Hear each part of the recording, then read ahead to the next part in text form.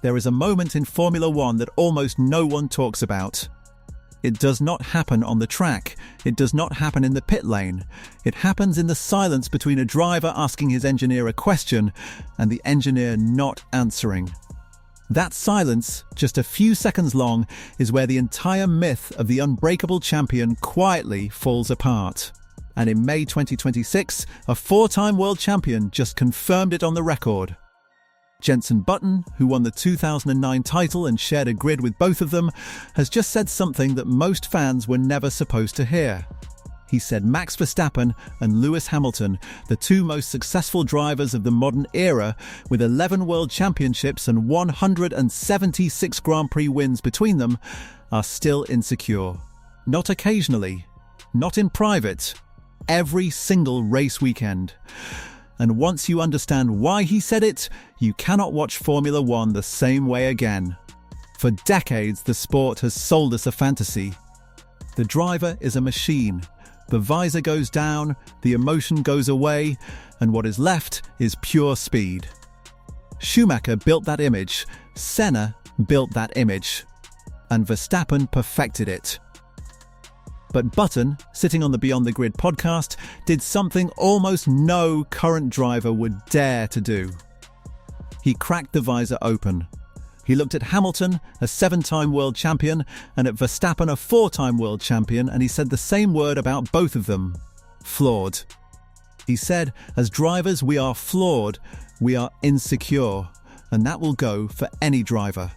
Read that again. The two greatest drivers of their generation, according to one of their peers, both walk into the paddock every Sunday afraid that they are not good enough. So where does that fear actually live? You have to listen to the radio. Last year, Hamilton moved to Ferrari. It was supposed to be the fairy tale ending. The most successful driver in history in the most iconic car in history. Instead, it became something almost painful to watch. By the end of the 2025 season, Hamilton had failed to score a single podium for the first time in 18 years. 18 years. But the statistic that exposes the real story is not on the timing screens. It is in his team radio. Over 24 races, Hamilton asked his engineer Riccardo Adami a variation of the same 5-word question more than 21 times. Where is all that time? 21 times. The 7-time world champion sitting in the cockpit of a Ferrari, asking the same desperate question over and over, looking for someone to tell him what he was doing wrong. And here is the part that Button latched onto. There were races where Adami simply did not answer. At Monaco last year, Hamilton waited 89 seconds on the radio. 89 seconds of pure silence on his cool-down lap. And then Hamilton broke first. He keyed the radio and said, "Are you upset with me?" Stop and think about that for a second. A man who has won more Grand Prix than any human being who has ever lived, asking a 30-something engineer if he is in trouble. Like a child checking in with a parent. Button heard that radio, and on the podcast he said it directly. He said, "You're a 7-time world champion. The confidence you should have is out of this world, but insecurities creep in." And this is where the story shifts. Because the natural reaction is to think, okay, Hamilton is 40 years old, he is at the end of his career, the Ferrari move is not working, of course he is fragile right now. But then, Button was asked the question that breaks the entire narrative. Does Verstappen have the same insecurity? And without hesitating, Button said yes. He said, "I still think there's an insecurity there." The Mad Max, the cold-blooded killer of the grid. The driver Rob Smedley called the ultimate competitor. According to a fellow world champion, he carries the same fear Hamilton does. But here is where it gets really uncomfortable.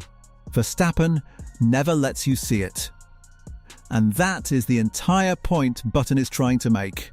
Stay with us, because this is where the hidden story actually lives. Button said something on that podcast that should not be brushed past. He talked about certain drivers, certain MotoGP riders, who come across as a bit arrogant, and he said, It is not arrogance at all. He said they just don't want to let anyone in. They know they have insecurities and they don't want to let people in, which is the biggest issue because then you never get over those insecurities. He named Schumacher in that same breath.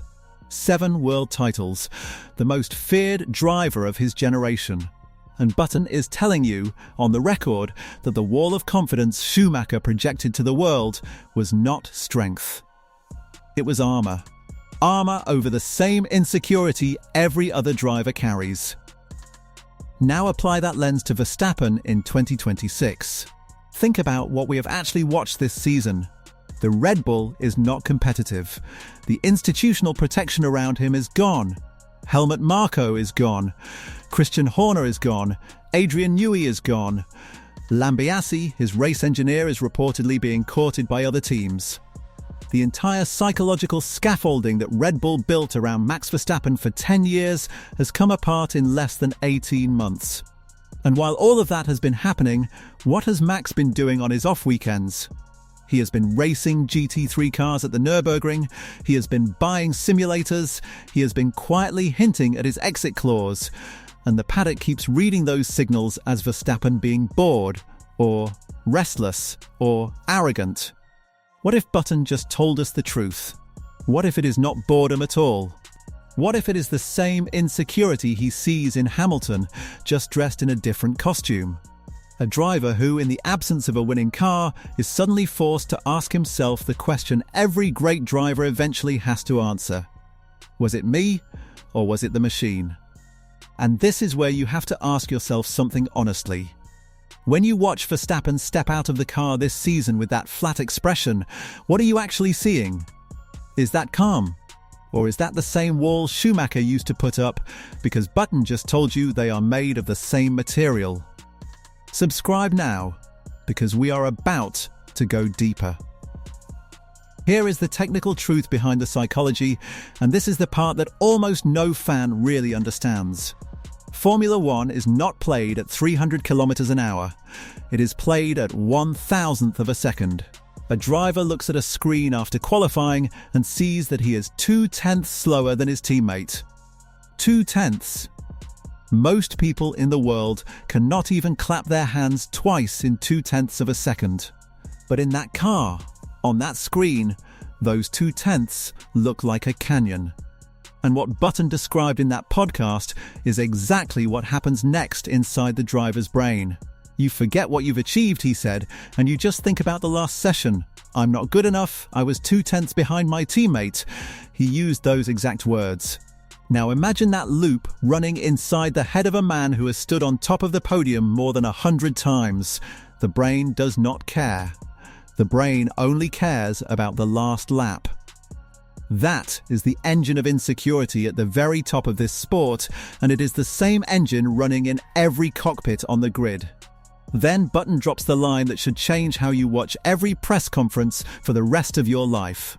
He said, in F1, I raced in 300 Grands Prix, and I won 15.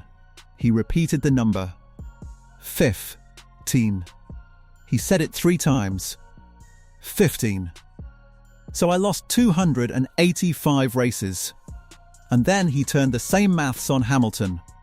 Hamilton has won more than 100 races, an absurd number, the most in history, and Hamilton has still lost more races than he has won. Verstappen has won more than 60 Grands Prix, and he has still lost more than he has won. The mathematics of Formula 1 is the mathematics of failure. You sign up to lose more than you ever win. Every week you arrive at a circuit knowing the most likely outcome is that you will not be on top of that podium. And that is true for the worst driver on the grid. And it is true for the 7-time world champion. The scoreboard does not care who you are. So what does all of this actually mean for the 2026 championship? It means the cracks we have been ignoring are no longer cracks. They are the story. Hamilton is heading into his second Ferrari season with the radio relationship from last year still unresolved. Sebastian Vettel reportedly told him the most important thing he can do is learn Italian. Not learn the car, not learn the tyres. Learn Italian. Because the language barrier is not just communication, it is isolation. And in a sport where insecurity feeds on isolation, that is a problem the timing sheets cannot fix. And on the other side of the paddock, Verstappen is in a car that is not winning, surrounded by a team that has lost its founding fathers, openly entertaining a future outside Formula One entirely. Two of the greatest drivers in the history of the sport are in the most psychologically exposed position of their careers at the same time in the same season, and nobody is talking about it. There is a third name in this story that almost slipped past, and you need to hear it. Lando Norris. The current world champion, the man who beat Verstappen to the 2025 title by 2 points. Button singled him out on the podcast and said something quietly revolutionary. He said, "That's what's amazed me with Lando, the way he's been outspoken over the last couple of years on mental health. Really, really good. And I think that gives you a lot of strength." Now think about what that actually means. The driver who just took Max Verstappen's crown is the one driver in the paddock who has openly admitted he struggles.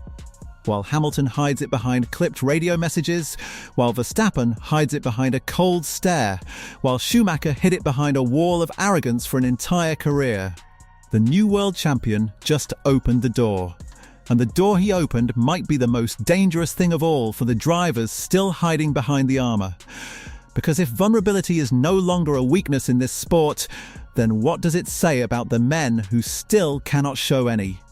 Here is the question that should haunt you for the rest of the season. When you next see Verstappen walk out of his motorhome and refuse to smile for the cameras, are you watching a champion, or are you watching a man holding the dam together one more weekend? When you next hear Hamilton on the radio with Adami, and Adami goes quiet for 10 seconds, 20 seconds, 30 seconds, is that an engineer concentrating, or is that a 7-time world champion being slowly worn down by a silence he is too proud to escape? Button gave us the lens. And once you put that lens on, you cannot take it off again. He said it himself on the podcast, and the line is brutal. We think of it as a weakness, so we don't talk about it. That is the code that has governed this sport for 75 years. Do not show the fear. Do not let them see the doubt. Smile in the photo, walk past the microphones, get back in the car, and pretend the timing screen does not have a hold on your soul. But that code is now breaking. Norris broke a piece of it. Hamilton's radio broke a piece of it. Verstappen's quiet hints about his exit clause are breaking another piece of it. And now, Button has gone on a podcast and broken the rest. He has told the world, on the record, that the two best drivers of this generation are scared. Not of crashing, not of dying, scared of not being good enough.